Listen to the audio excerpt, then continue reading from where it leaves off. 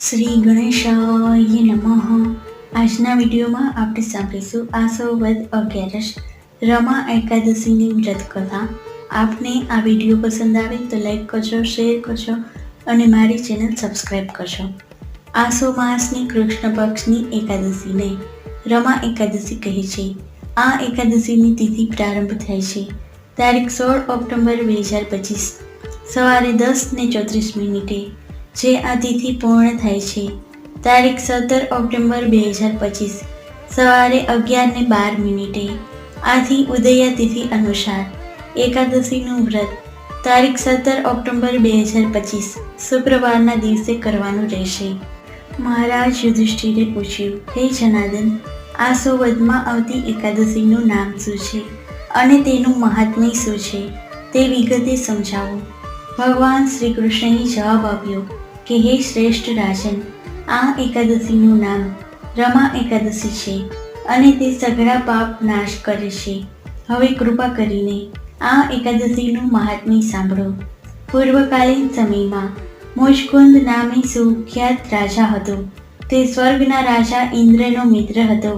તેને યમરાજ, વરુણ, કુબેર અને વિભીષણની સાથે મિત્રતા હતી.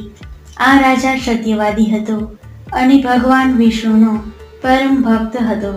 તે યોગ્ય આચાર વિચારથી પોતાનું રાજ્ય કરતો હતો. યોગ્ય સમયે રાજા મુચકુંદને ત્યાં પુત્રીનો જન્મ થયો.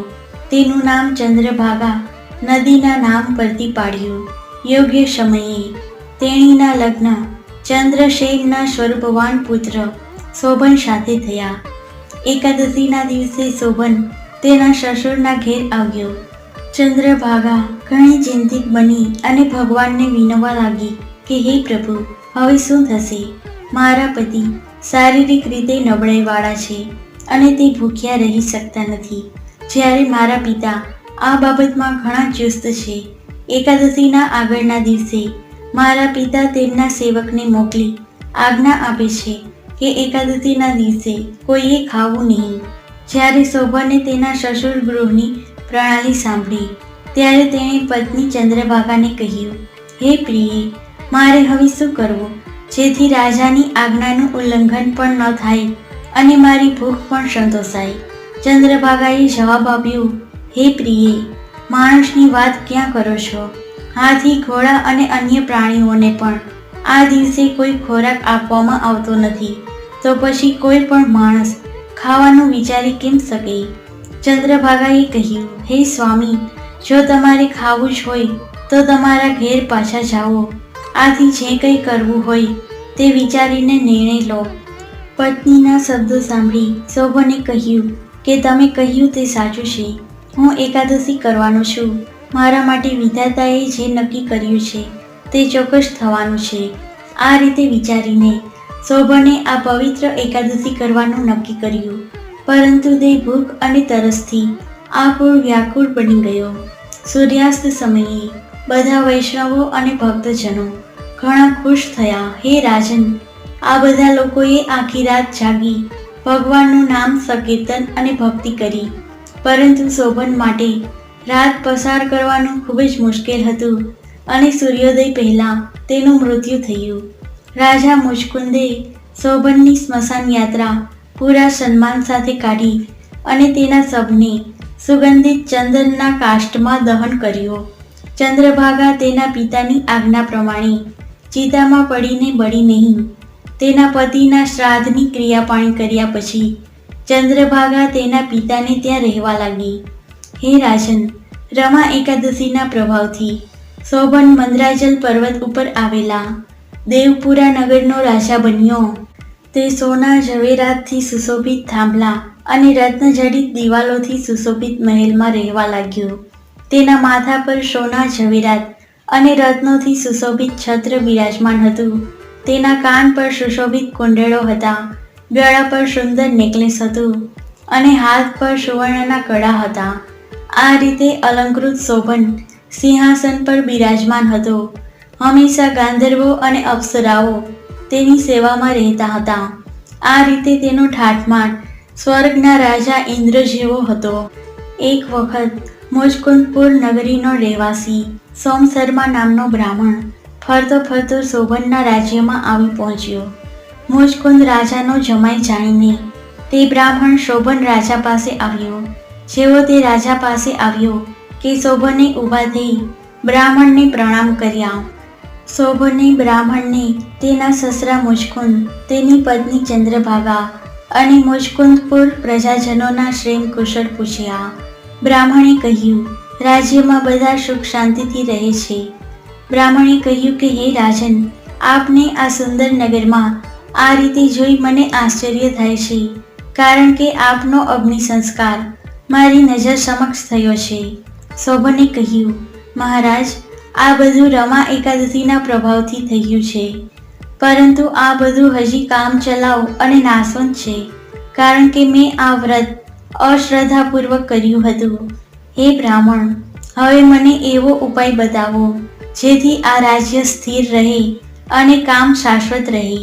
કૃપા કરીને આપ મુચકુંદ રાજાની પુત્રી ચંદ્રભાગાને આ વૃત્તાંત સંભળાવજો.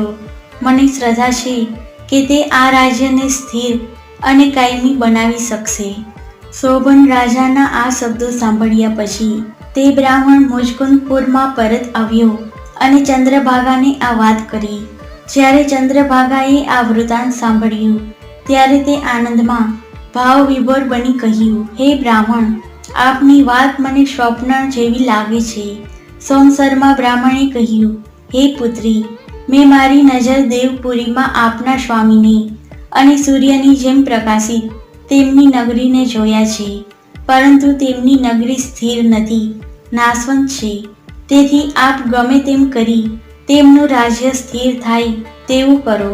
ચંદ્રભાગાએ કહ્યું, હે આદરણીય બ્રાહ્મણ, આપ મને તે નગરમાં લઈ જાઓ. મને મારા સ્વામીને મળવાની પ્રબળ ઈચ્છા છે. હું મારી પવિત્રતાના બળે તેમના રાજ્યને સ્થિર કરી શકીશ એવી મને શ્રદ્ધા છે. ત્યારે સોમ શર્મા ચંદ્રભાગાને મંદરાચલ પર્વત પર આવેલા વામદેવના આશ્રમે લઈ ગયા. અત્યંત તેજસ્વી ચંદ્રભાગાએ મુખેથી આખી વાત સાંભળી. વામદેવે તેને વૈદિક મંત્રો આપ્યા. વામદેવ દ્વારા પ્રાપ્ત કરેલા મંત્ર તથા એકાદશીને લઈને સંચિત પુણ્યના પ્રભાવથી ચંદ્રભાગાને તેજસ્વી આધ્યાત્મિક દેહ સંપન્ન થયો. ત્યાર પછી ચંદ્રભાગા તેના પતિની પાસે ગઈ. પોતાની પત્નીને જોઈ શોભનને ખૂબ આનંદ અને સંતોષ થયો. ચંદ્રભાગાએ કહ્યું, હે મારા પ્રાણ પ્રિય સ્વામી, મારી વાત સાંભળો. હું 8 વર્ષની હતી ત્યારથી મારા પિતાને ત્યાં વિધિપૂર્વક આ એકાદશી કરતી હતી. હું પ્રભુને પ્રાર્થના કરું છું કે મારા સંચિત પુણ્યના પ્રભાવથી આપનું રાજ્ય સ્થિર અને શાશ્વત બને અને પૃથ્વીના વિનાશ સુધી આપના રાજ્યની સમૃદ્ધિ અને જાહો જલાલી ટકી રહે. ત્યાર પછી દિવ્ય શરીર પ્રાપ્ત કરી તે તેના પતિ સાથે આનંદપૂર્વક રહેવા લાગી. એ જ રીતે રમા એકાદશીના પ્રભાવથી રાજા શોભન પણ દિવ્ય શરીર પ્રાપ્ત કરી તેની પત્ની સાથે મંદરાચલ પર્વત પર આનંદપૂર્વક રહેવા લાગ્યો. આથી હે રાજન, આ રમા એકાદશી એ કામધેનુ ગાય જેવી અથવા પારસમણી જેવી છે. ભગવાન શ્રી કૃષ્ણએ કહ્યું, હે રાજન, આ રીતે મેં તને અતિ પવિત્ર રમા એકાદશીનું મહાત્મ્ય સમજાવ્યું. જે કોઈ વ્યક્તિ શ્રદ્ધાપૂર્વક ચુસ્ત રીતે આ એકાદશી કરે છે તે બ્રહ્મ હત્યાના પાપમાંથી મુક્ત બને છે. જે રીતે શ્વેત ગાય અને કાળી ગાય બંને દૂધ આપે છે, તે જ રીતે શુક્લ પક્ષ અને કૃષ્ણ પક્ષની એકાદશી બંને સાધકને મોક્ષ આપે છે. જે કોઈ આ એકાદશીના વ્રતનું મહાત્મ્ય સાંભળે છે તે પાપમાંથી મુક્તિ મેળવે છે અને વૈકુંઠની પ્રાપ્તિ કરે છે.